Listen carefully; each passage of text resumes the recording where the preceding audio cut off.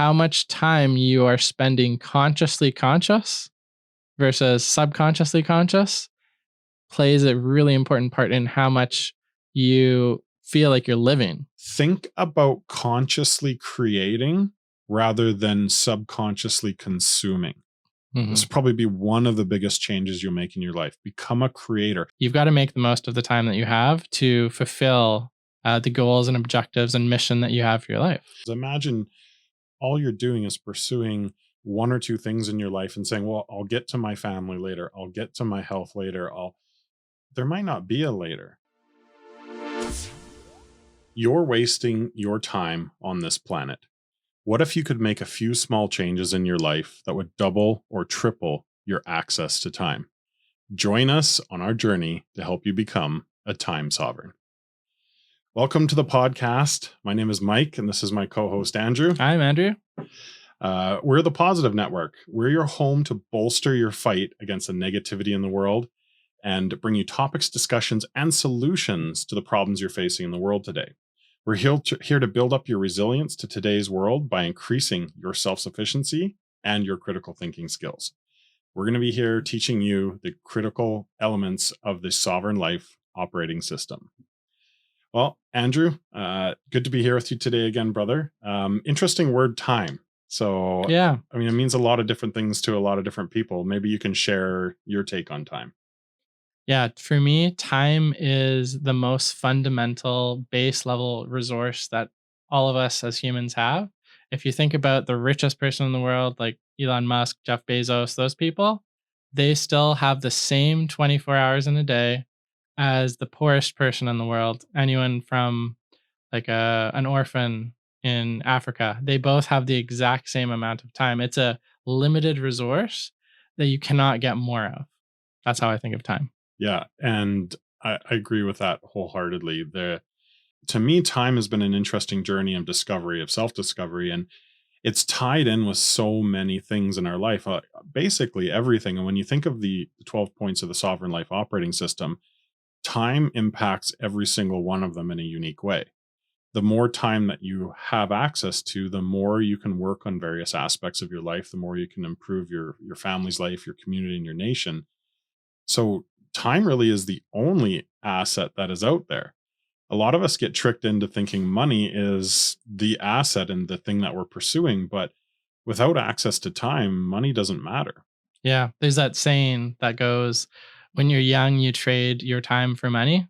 But then once you're old, you trade your money for time. And if you run out of time, doesn't matter if you have $1 billion in the bank, that's it. That's how much time you get. Every penny trying to get your time back. And that leads us to the topic that's integrated to this, which is sovereign health. Your health dictates your access to time. So then there's that debate. Now, which one is more important, your health or time? Well, there's no interchanging them. They're so interdependent on each other. Yeah. And then there's the guy who will eat bacon and sausages every day and live to be 100. And you're like, why? Raise the not fair flag. Yeah, I know, right? It just seems like some people, they have more time than others who sometimes do all the right things. So why I'm bringing that up is because even if you are living the most healthy life you can, sometimes that's still not enough to guarantee you're not going to get hit by a bus or contract some random disease and just die, right? So you've got to make the most of the time that you have to fulfill the goals and objectives and mission that you have for your life. Yeah, and that mission goes from family to finances to health to a balanced life. Because imagine all you're doing is pursuing one or two things in your life and saying, well, I'll get to my family later. I'll get to my health later. There might not be a later. And so the utilization of time is each individual's own self-discovery and making sure that they're doing the thing that brings them the most joy and fulfillment while spending some of that time investing in a brighter future, whatever that investment is: health, money, relationships, children, data, all of those things. Like, time is such a beautiful thing. Yep. Or we can just doom scroll it all away. Yeah, don't doom scroll. We'll get into that. So we'll talk about time extensively throughout the entire sovereign life operating system. But for today, let's talk about a couple challenges that are out there in the world. One that I think about the most and I hear the most from people is there's just not enough hours in the day. Yeah, I feel that. Like you wake up and everyone's situation is different. You have kids, you don't have kids, you have a demanding career, you're involved with a bunch of sports, you're volunteering your time, you're there's so many things. You're working as much overtime as you can to just make ends meet. You get home, you're tired, there's so many things that are demanding our time. Well, I get home, I take the kids to sports until dinner time. I have dinner, then I put the kids to bed, and you flop down on the couch and you're like, where did my day go? Well, where's the time for improvement? Yeah. How do you get to do anything that advances yourself when you're just trying to get through the day? And now the part that really irks me is we now live in a world where everything is designed to take your attention, which is your time, Hmm. and squander it. And it can come in so many forms. Like, oh, I just got a brand new boat and I'm so excited. Well, they tricked you into buying a boat, unless that was something that you really wanted. But now you got to service that boat. Now you got to wash that boat. Now you got to store that boat in the winter and the summer, or take it out of the water, into the water, have it in a harbor, pay a fee. That boat is one thing that I bet you when you were passionate about buying it, you didn't account for the time, which is the only commodity. We're going to repeat this 100 times. It's the only commodity in the world. It's the true and first commodity is your time. Yep. So you want to grow a garden, you want to get into sovereign food. Imagine the time you're going to have to put it. That time's got to come from somewhere. So time is a great balancing act. Yeah. And time, what you need to do is think about what time is being taken from you against your will, and what time are you actually planning to do a certain thing with and dedicating it for. Basically, like, what is your sovereign time, the time that you've actually decided and you have command over, versus the stuff that's not really sovereign time, which is maybe you're working a job that you just can't really get out of, and you're stuck in this job and you have to do your 8 to 10 to 12 hours a day every single day, and that's not your time, because if you don't do that, then you can't survive. Yep. So that's such a huge thing, is delineating between what is your sovereign time that you get to choose. What we usually call that free time. Yeah. Which, essentially it's the same thing. Free time doesn't have a purpose, though, right? When you start thinking about your sovereign time, the time that you have some control over, that's the time that will free up more time. So another one that comes to mind for me with time distractions is actually the people that you spend your time with, whether they be family, coworkers, friends. And this, people describe this in many different ways. Like, who are the top 5 people you spend most of your time with? I mean, this is kind of gets into some of the psychology of humanity. You're going to act and speak and think and feel the way that the top 5 people are, but you're also going to spend your time in the same way that those top 5 people do. And my journey with time has been a consistent change of who do I spend most of my time with, because I've built big goals for myself. Every year I make my goals bigger and bigger and bigger.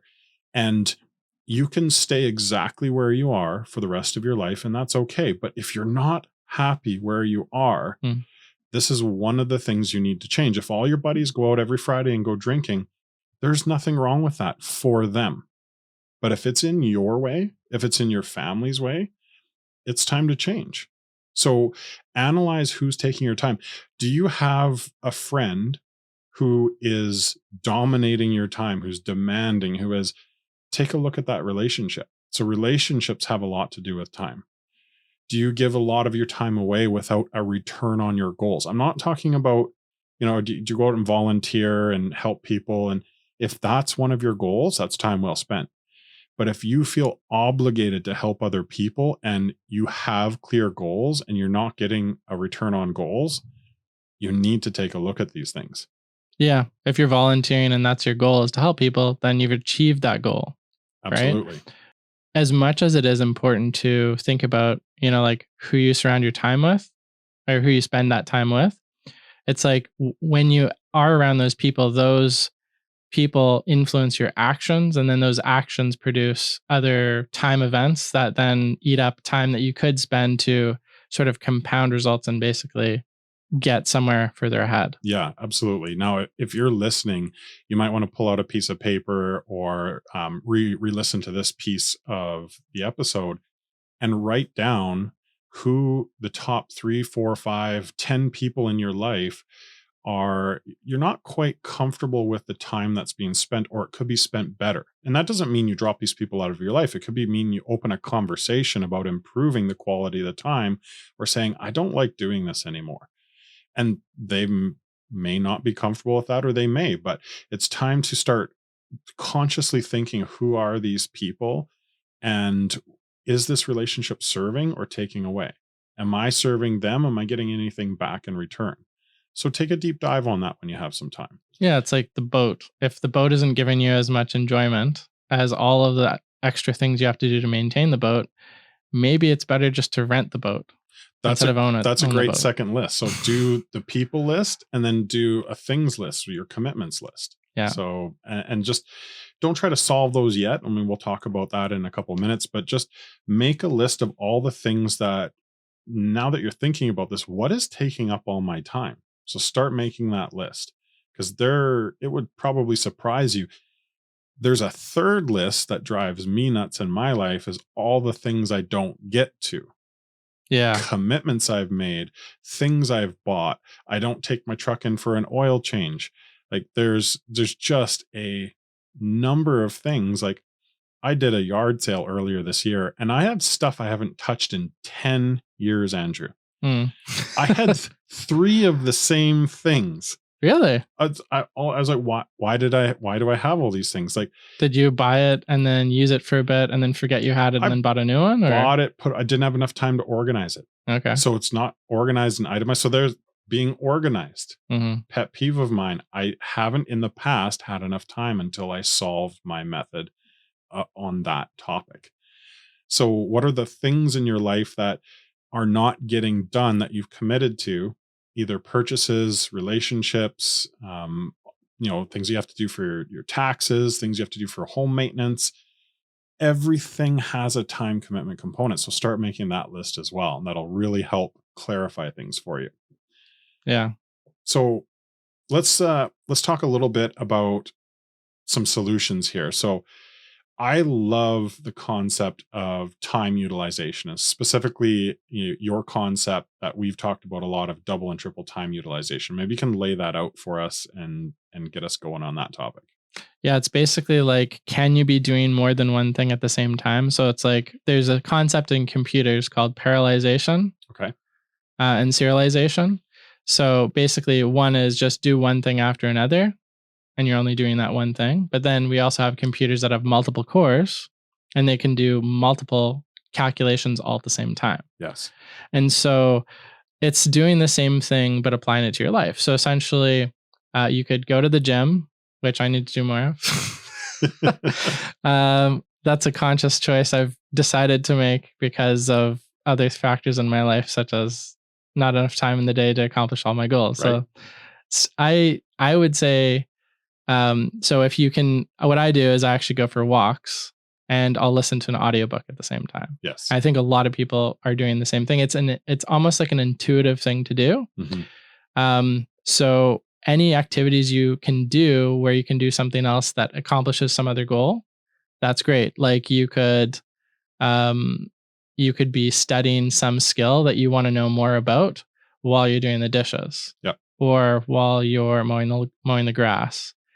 Probably not while you're sleeping, unless you want to, bury some suggestive programming. You can fall asleep to some good stuff. Yeah. So I mean, that's one way to do it. Yeah. I love this topic, and as a person who thrives on efficiency and getting as much done as possible, going from thing to thing to thing, I try to come up with as many concepts of this as possible. And literally, like you gave an example, like if I'm out driving my car, I'm mowing the lawn, or I'm going for a walk, I am listening to an audiobook, or I'm on a business call, or I'm planning out some things. I'm using a audio recorder to record down some of my goals that'll later get transcribed into one of my systems. It's always, how do I do at least 2 things? And when I can figure out when I can do 3 things at once, now I'm geeking out. So Yeah. that sort That's of that's always really tough to do 3 things. it is super tough. But You could be sleeping, getting a massage, and listening to suggestive programming at the same there time. you go, right? Yeah. So you could do 3 things. You could be out doing family time. You go on a working holiday, Yeah. for example, go on a working holiday with your family so that you can write the trip off, do some work while you're there, get some mental rehabilitation, listen to audiobooks while walking on the beach. Like, just pack as many things in as you can that feel good for you. Right? Yeah. You don't want to be overwhelming yourself, but time utilization is, don't just go and do one thing without adding in a bunch more. I also wanna touch on that too with a little caveat. So there's some times where it's actually good to not stack. So what I noticed is I would listen to podcasts and I'd go for walks, and then it would sometimes make me feel like I didn't really absorb the walk. Mhm. And sometimes when you know you need something, you don't have to feel guilty about not stacking and literally just fully enjoy the moment, such as it's Christmas morning and your kids are opening presents. Don't work on your work projects, What? right? What? That's one moment where you want to fully enjoy the moment and be there. And so, just as it's important to realize times where you could stack, it's also just as important, I think, to balance it out with places you shouldn't be stacking multiple Correct. things. Yeah. So in intention and presence. Yeah. That is critical when it comes to, relationships, when it comes to family, when it comes to your children. Be present. Yeah, so it's something that you should consciously plan out, because I think we unconsciously stack too much. How many times have you caught yourself missing a moment that you wanted to be that was special to you because you kind of like a zombie picked up your phone and started looking at it for some reason. And then you're like, "Whoa, why am I doing this? I should be paying attention." Yeah, those darn electronic devices. Yeah, but you can set those up in better ways too. Yeah, and we'll chat about that. So let's go even further on the opposite of double and triple time utilization, because it is an essential skill to get more done. But if you can do double or triple time utilization, you can also free up, thinking time, Yeah. meditation, integration. So you can cram all this stuff into your head, but one critical feature of cramming stuff into your head and learning more is stop and think, have some literally quiet meditation time. Maybe you pick up a pen and paper and you're jotting things down, but how does what you've learned or what you've experienced or what you've done, how does that integrate into your life? What can you take from that? What can you apply when you're doing all of this learning? So there's thinking time. I come up with some of the best stuff when I'm just sitting there going, all right, what does that mean to me? What does that mean to my family? What does that mean to my business partners? What does that mean to my community? Yeah. How can I use this? So that time is critical as well. I like to set aside maybe like 15 minutes, half an hour every day at sort of at the end of the day at night. And I like to just go through what happened in my day and what I'd like to happen tomorrow. And then once that, I set a timer so that way it doesn't go past. And then what I'll do is be like, okay, I've done my thinking. Now it's sleep time. And then I can just fall into sleep. Yeah, that's nice. Set your learning for the day into your, into more long-term memory. Set your intentions for the next day. And that's really powerful. And that kind of segues us really nicely into another really important thing, which is auditing your time. And so, do you want to set it up? Sure. Yeah. So time audits, like I've done these, not to the level you have. You need to share with us. I will. Time audits are very interesting. And so what you would basically do is you'd scratch out on a piece of paper 7 columns, Monday through Sunday. And what do you do from the time you wake up? And do this at the, couple points during the day, or at least at the close of your day when you're reflecting, like you said, reflecting on your entire day. How is your time spent? You wake up, you have a shower, you get ready, you have kids. If you do, you get up, you help them through their process, send them off to school or get their day started. Or you don't have kids, you start your personal routine. Probably get more sleep than us. We both have kids. Yeah. Then you go to work, whether for yourself or you go to work for someone else, you go through that process. You take lunch. So at some point, you take some breaks. You get home. You're either doing more kids stuff after you get home, or you're going out and doing things for yourself. So do your Monday, do your Tuesday, do all the way to Friday. What does your weekend look like? And then come back around with that earlier list you built on what you're spending your time on, or what you're not able to get to that's really driving you nuts. And look, holy cow, like the way my life is set up, no wonder I'm not reaching this goal that I haven't really cemented in yet, but I really want to get done. Or no wonder I'm not getting even the things I've committed to done. It's a real eye opener. Yeah. Yeah. So people want to know, like, tell the story about your time blocking experience years ago. Yeah. Okay. So it started when I was actually first studying business in my early 20s, and they were talking about systems creation. And so I thought, what if I budgeted every minute of my day? Like all the time. Like there's never a minute where I couldn't check my schedule and know what I should be doing. So that happened. I decided to do it as Like an experiment. down to the minute. Down to the minute, like literally, well, technically every second was accounted for. So how I did it was I set up a Google Calendar. I created a separate calendar called Time Budgeter. Okay. And then had a separate color for it so I could toggle it on and off if I didn't, because obviously you can't set meetings on top of a completely full calendar. Okay. But I did have spaces in that calendar for meetings. So first thing you notice is like, okay, well, I've got to figure out, when am I going to sleep? Because everything revolves around that. So you have to set a sleep schedule. Yeah. So I set the time that I'm going to go to bed, when I wake up. Okay, now once you wake up, what's your morning routine? Are you going to eat, or are you going to shower, or what are you going to do first? So, I figured that out when I'm going to eat. Then when am I going to do like just general work?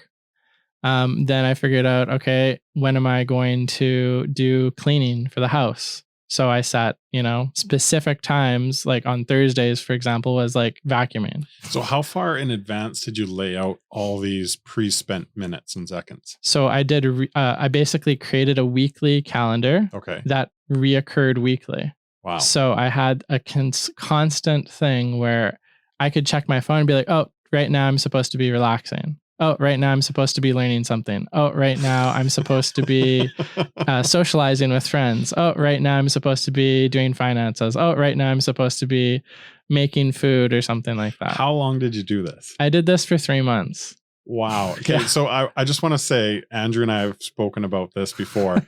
We don't recommend doing this. This is probably not a way to live your life, but it's super interesting. What were the biggest lessons that you learned after doing this for 3 months? Well, actually, there was 2 sides to it. One side was it was extremely comforting and calming. Okay. Because you always kind of had an idea of what you should be doing. And then you could modify things too. If you're like, oh, I feel like I'm getting too much learning in or not enough, then you could dial it in and change it for the next week and update those. Okay. So you're constantly thinking about how you're spending your time. The problem was that after a while, you started to be like, I just need some room for some chaos. It's almost like the human spirit started screaming it through. Starts to be like, I can't live like this all the time because it gets too cumbersome, right? Like you're just basically doing everything according to previous Andrew's plan of how I should be doing it now. And you start to hate previous Andrew. Because you are a new Andrew. Yeah, I'm current Andrew, and this guy's cramping my style. Like, I want to go do this right now. Yeah. The power of the now and the self in the now. Yeah. So it was good and bad. And I eventually dialed it back quite a bit. Yeah. And what I decided was like, okay, account for core things and then always leave some wiggle room. And that worked for quite a long time. I was very on top of my time management until I had kids. And then holy crap, that went totally out the window. Because, when you're single or even if you're married and you don't have kids, you have a very good control over your time. Yeah. But once you have kids, especially young kids who they need you to do pretty much everything, you can't be like, sorry, you're going to have to wait until I have the allocated time on my calendar to help you with what you need. It's like, no, you have to help them right then and right there. You do, yeah. And so raising kids is about being there, being present, helping them build regulation, especially in the first 7 years. Yeah. And you can't just be like, I'm busy, because that alone, and we'll get into that in the topic of sovereign children, not being present for your kids is a major fundamental thing that can cause problems for them later on. Yeah. And kids are demanding. They're Yeah. Yep, they definitely are. So I would say that I'm still in the process of learning how to manage my time with children. Yeah. Something that I've learned is that it's more important that the minimal time you do have to do things, you have to hit it hard and basically get really good results. Mm, You just have to be more efficient. It's a lot like I like to think of it like once you have kids, especially young kids, it's like you being running track and field, right? okay. And then all the other people, they're just running normally. And then once you have your first couple kids or even your first kid, it's like some dude just comes over and drops a 60-pound military backpack on your back and says, just keep up with these people. Yeah. And then your second kid, now it's 120 pounds. Yeah, And and at a certain point, certain age, though, that weight comes off a little bit, and yes, there's once you some get, self sufficiency with the kids, and there's a little bit of, I mean, that comes down to a topic we'll talk about on the sovereign children stuff later, of routines, yeah, routines. Kids crave routines. So time blocking, it's just fascinating that you did that, and I'm not surprised with how your brain works. It's a beautiful brain. thank you, sir. Um, Yours as well. the time blocking that I got into, and man, did I wish I time blocked before children, because I did not. I just went through my days, what am I going to do today? And that's a train wreck. That's a dumpster fire. But when I got into business 11, 12 years ago, I started really managing my time, and I do a loose time blocking. And where I've gotten to today is I'll say, okay, well, here's all the projects that I've committed to. Here's the approximate amount of time I'm going to have to do this project or this project. If it's a 5-minute thing, get it done. Eat the Frog. Get it out of the way. Great book to read, by the way. Eat the Frog. I'll get those ones done right away. But if it's an hour or 2 hours, I'll say, okay, this is about how much time it's going to take. A 2-hour thing, if I can knock it out, I'll put that in one time block. It goes into my calendar for that week. If I need some creative process in between, I'll split it into 2 1-hour blocks. I'll break it up. I also say, okay, well, my brain is on from 8:30 in the morning, because I've had my 476th cup of coffee, so I'm popping by then. My brain is on by 9. I can work these sort of brain intensive processes until about 1:32. At that time, it's now time for me to do things that don't require brain processes. So filling out paperwork, getting back to people, shooting out some emails, that sort of stuff.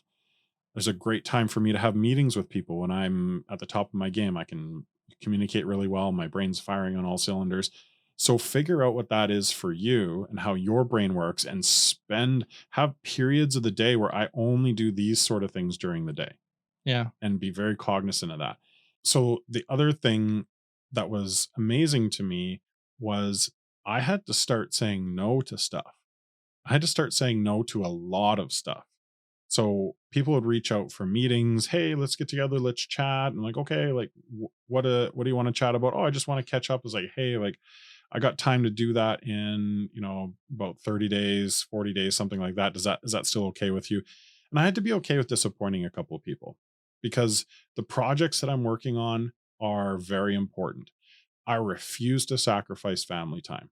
Mm. It's a non-negotiable for me. Those goals are set. Like, I have certain amounts of time that have to be with my family.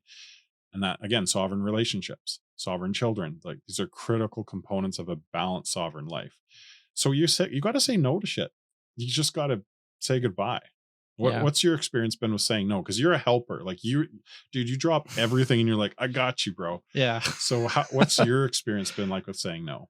Hard. A lot of times I have a tendency to overcommit to things, Mm, and do more for other people than for myself, and forget about what I need. And so it's even hard now when I say no for things that I know that I need to do for myself. Like mm, my biggest challenge right now is juggling, work with at work projects, family, but then also taking care of my own health. yeah, Like that's really difficult because they all take quite a bit of time, especially as you get older, you have to invest more time in taking care of yourself. yeah. That's where I need to improve. But what I've noticed as, when people ask me for my time, um, I find it pretty difficult to say no most of the time. I need to get better at that. Um, I'm probably not at the level that you're at. Well, that's the thing with the Sovereign Life OS. Everyone is at a certain level of development with all of the first 9 personal points, the 10th culminating in a sovereign citizen. We're all at different levels and we're all learning from each other. And that's the beauty of this community that we've created is we're crowdsourcing the genius of other people and saying that works for me, that doesn't work for me. Oh, that works for me. Oh, that might work for me later. Yeah. And that's the approach to it. So I'm in the same boat in a fashion like just a quick funny note, like Andrew was my chat GPT before chat GPT came out. Just so you're aware You of didn't pay me per 1,000 tokens though, man. no, I got to get some token payments back to you. But there was a period of time where chat GPT 3.5 came out where I'm like, stop asking Andrew. You can just go to the AI. I'd ask the AI and I'd be like, okay, that's less of Andrew's time. And then, so I started saying no for you. So Thank you, sir. started a trend.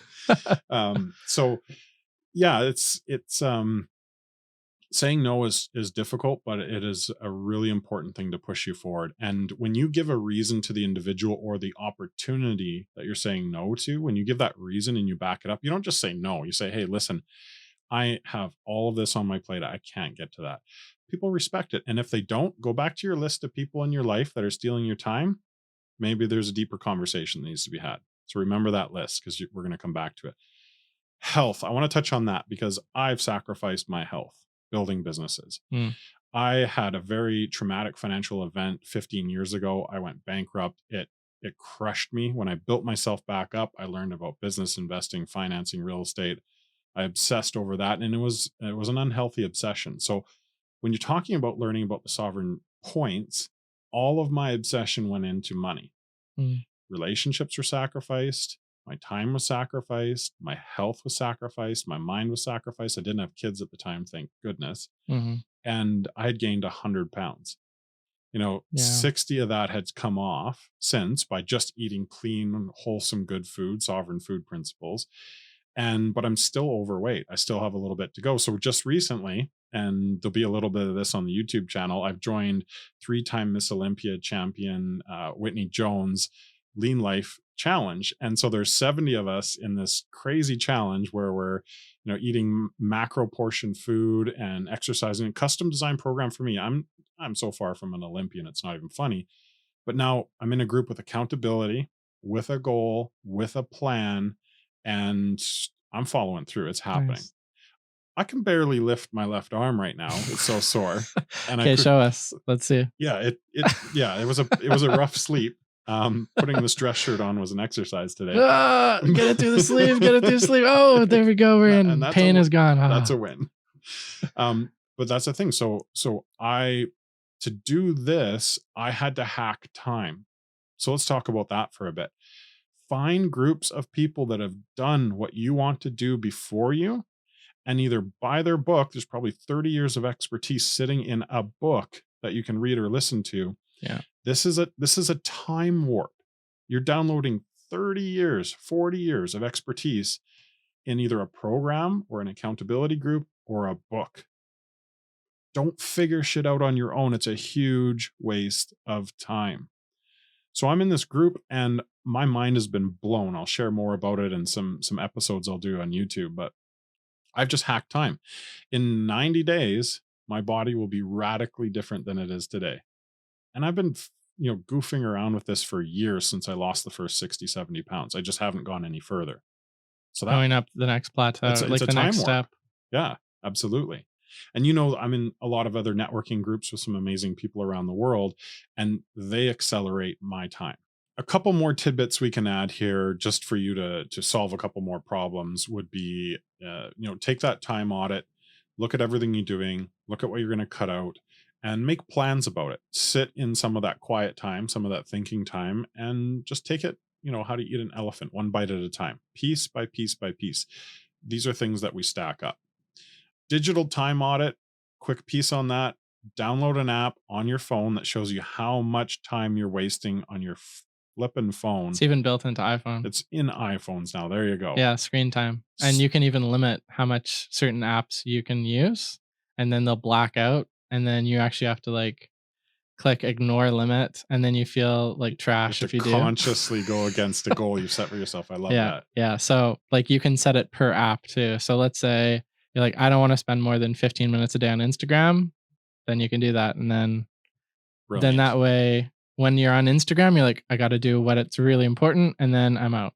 So this one you don't have to build a spreadsheet for. Yeah. Put an app on your phone if you have an Android. They may have an app on there where we're not Android users. I'm not anymore. Finally, back to the iPhone. iPhone has it on it. There's your spreadsheet. It's going to show you. This might shock you. You might be like, oh, you'll do your time audit on paper, Mm, and then you'll do your digital devices report and go, oh boy, I've been doom scrolling. Think about consciously creating rather than subconsciously consuming. This mhm. will probably be one of the biggest changes you'll make in your life. Become a creator of value for others, whether it's, you're preparing a little bit more of your own food around the house or you're spending more time with your kids. Stop consuming. And Mhm. we'll get into that in sovereign money in a You're bigger not way. really living if you're You're consuming. you're not. You're like a brain in a vat Y- existing in someone else's Netflix You're drama. buying into someone else's plan. Yeah, And guess what they have planned for you? yeah, Not much. yeah. They have something to sell you and they're accomplishing their goal. So be aware. Doom scrolling and digital time suck, it is designed to keep you away from your life and your potential. And they don't care if you're healthy or not. Zero. Yeah, they're not Zero. the ones that pay the consequences. They gain from all the attention that people give them. Absolutely. So they're not your friend. They're not there to entertain you for your benefit. It's for their benefit. Yeah. So you need to basically really plan out in advance how much time do you actually want to be spending on these activities beforehand. And going back to where I was planning out every minute of my day, that's something that you would actually want to plan. Plan out when and where and how long will you actually consume content, because you can easily go way beyond. It's designed to be addictive. Yep. So you can go way beyond what's like right for your life, what's healthy, and what meets your actual goals that you want to be Yep. hitting. So I think time audit in general of like your daily life, I would actually challenge people, do it for like 3 weeks, Mm. because you'll actually learn stuff about yourself that you never thought that you discover. And at the end of it, you can always come off of that, no problem. And then what you'll end up doing is discovering what was really impactful and what wasn't. And then you can cut out the stuff that wasn't that impactful and keep the kind of gems that you learned. I have a question for you. What percentage of a person's conscious hours are run by a subconscious script? So, for example, like you drive to town, Yeah. you were thinking about someone's birthday, Christmas coming up, Oh, the we next event, like you didn't think about driving the entire time. yeah. So how much of our once we wake up to go to bed is run on a subconscious autopilot versus what we intentionally do? Do you remember those Yes. ratios? Yeah, yeah. Oh, actually, okay, there's something super fascinating that deals with how time speed, like our sense of how fast time Mm, goes for us. So you ever notice that when you're doing your daily grind, time like the weeks just go by? gone. You're like, "Oh, it's like January," and you thought it was September like a week ago. Yeah. But somehow when you go on like a 5-day vacation, those 5 days feel like months. Like they feel like a lot of time has gone by. And I think what I can't point to scientific proof on this, but I really do believe that how much time you are spending consciously conscious versus subconsciously conscious plays a really important part in how much you feel like you're living. Mm, Like when you're on vacation, you feel like you're alive because you're constantly learning new patterns. Where am I going to eat? How am I going to get to this place? Wow, look at this beach I've never seen before, or whatever that's you're doing. so true. Our last visit to Maui, I vividly remember so many more details from so the first 2 days I couldn't chill out because that's the entrepreneur's life is going from sympathetic to parasympathetic is quite a transition because you're always Yeah. on. Same problem, right? After a couple days though in Maui, it was like time stood still and I have more memories packed into those 14 days or Mm, however long we're there, about 2 weeks, than in a couple months worth of the same process, the same day in, day out stuff. yeah. It's fascinating. Yeah, and so I think that boils down to you're conscious about what's happening around you. You're spending more percentage of your time actually consciously aware instead of offloading it to subconscious subroutines. Because you're essentially like almost like a robot when you're driving and you're like, "Oh, how did I get to work?" So this time audit is an assessment of your subconscious programming. You're carrying out a set of programs. Yeah. You're carrying out a set of things you haven't assessed and reprogrammed. Yeah. So You even if you don't like the idea of having a calendar for your time, you should still do it because it's going to expose all of the subconscious things you're doing. and imagine how many dirty socks you have in your time. Sorry for the analogy. Imagine how many outdated things you're still doing that don't serve you anymore. And a more crazy layer on top of that. How many things do you do because someone convinced you that you need to do it? Whether it was an advertiser, a family member, maybe you had a really horrible relationship 10 years ago and you still do a certain thing because it's a trauma response or it's a programmed response that makes you say it. Like there are a million permutations of somebody Mm. or you for some reason programming something into your life and your habits and your defense mechanisms and your whatever, and you're not even aware of these programs. You're following a life of, like we alluded to earlier, of an outdated you. Yeah. And so that ties in perfectly because what we're trying to do here is build people into this is why time is the first point here is because if you can't master time, you can't really accomplish anything. If you're a slave to whatever anyone else has told you to do and you haven't audited your time and you don't know what you want, just like this, you have to think about what you want. So what outcome do you want for your life? And then you need to plan how to get it. Mhm. And the only way you're going to be able to plan it and then do those actions is if you look at your time. Where am I going to fit this in to get this end result? Yep.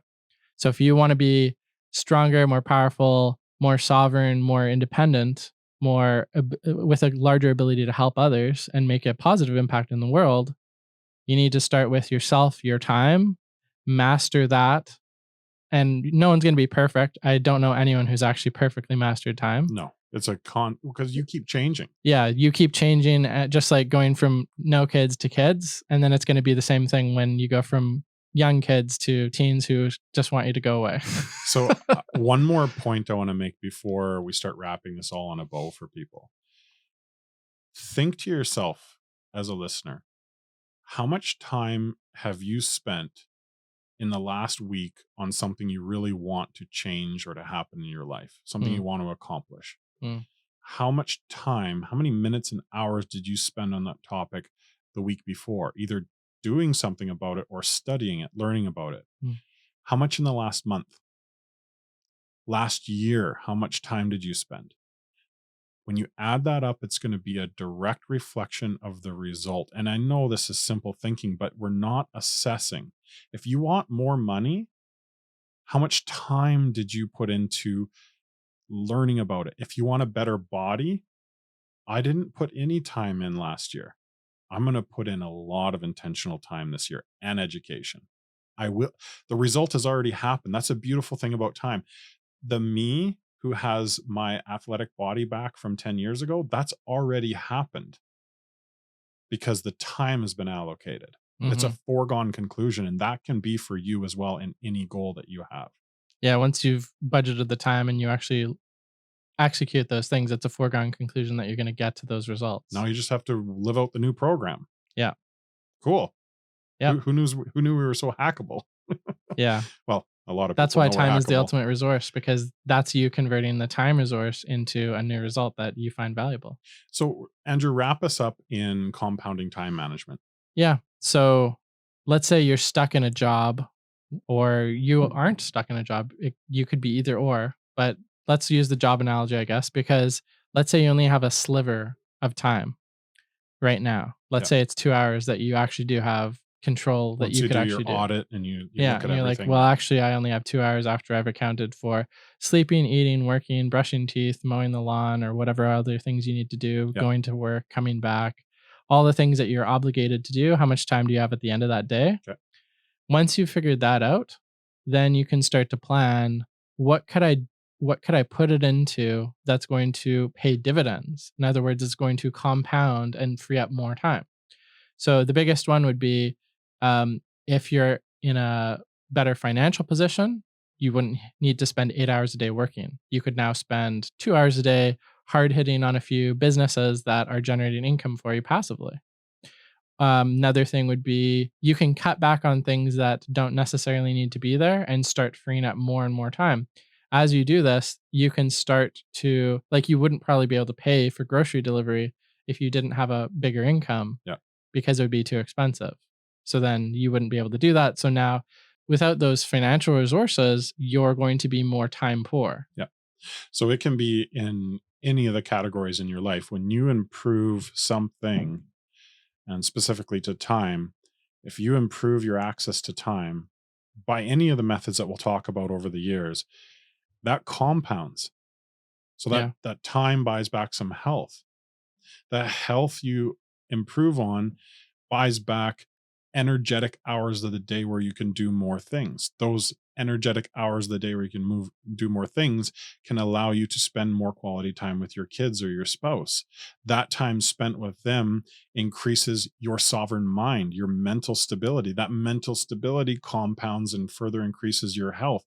That and further increases more access to time. Then you go over and develop some more money habits. Maybe you do a side hustle, or you get that promotion at work. Like, this stuff works, and it builds and it builds and it builds. So you choose where you want to start, and start. Make a plan. Reorganize just a small sliver of your life and free up that little bit, because it's going to free up something else. And if you track it, you spend some of that thinking time to say, hey, where was I last month? Where am I now? Journaling this stuff out. In a year, you will be amazed at who the new you is. And you'll be addicted to this, and you'll just keep going. So thanks for tuning into the podcast. This is Mike and Andrew, the Positive Network. Follow us on social media, drop us likes and comments. We appreciate your feedback and support, and excited to keep going on this journey with you. Love you all. Stay sovereign. Bye. Much love to you all.